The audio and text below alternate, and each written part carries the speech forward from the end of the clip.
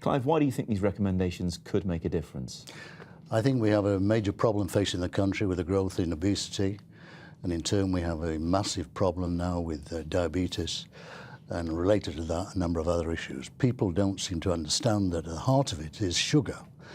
And unfortunately, whilst people know what the sugar is in manufactured products and fizzy drinks, when it comes to alcohol, the industry has managed to protect itself from revealing just what is in drinks, and much of it is sugar. The Portmans Group, which represents much of the drinks industry, says 80% of people, 4/5 of people, drink well within the government's recommended limits. They know exactly what they're doing.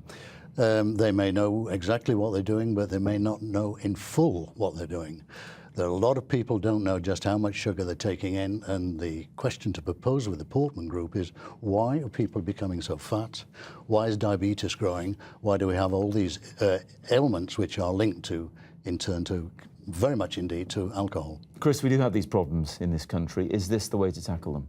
Well, it sounds to me from what Clive's saying that we should be having warnings on sugar if that's a real issue. And I know, of course, these days there are people who would like to see just that. You know, when people like me have come on over the years talking about various anti-smoking policies, we've often made the point that there's a slippery slope that will lead to, the same kind of policies being rolled out to alcohol and to fat and to sugar. And that is exactly what we're seeing.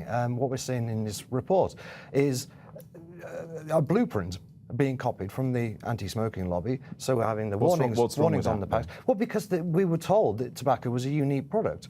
And it is. The hazards of smoking are clearly much greater than the hazards of sugar or alcohol. That's true, isn't it, Clive? So why do the same thing that has been done with cigarettes? Because as Chris is concerned about, is we'll have a third of label on a bottle of wine or a bottle of beer, warning people of misuse.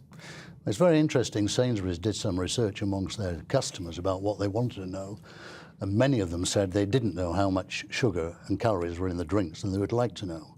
So Sainsbury's are now producing in their home brand wines and their lagers and their beers, showing just what the sugar content is. Individuals themselves said they're putting on weight and didn't know how much weight was coming back to sugar in their drinks, and therefore if they were given the information, that would help them a great deal. But information is one thing. Are warnings the right kind of thing for people who are able to drink responsibly? Well, I think it's the issue of, I think it's the drinks industry is saying that we're frightening people, and we're not. The drinks industry under the present government has had a massive success with all its programs on drink. They've managed to stop minimum unit pricing. They've managed to stop changes to licensing arrangements. So we have to look for ways in which we can get people to look themselves to what is best for them. And many people are saying they have a right to know. It's their freedom of choice to know what they're consuming. It's not just the drinks industry, it's drinkers too. Alicia Parry-Jones on Facebook, it's absurd, a picture and a health warning on my bottle of wine, if that's the way it's going to go. Certainly won't stop me from drinking it. I just turn it round the other way, Chris.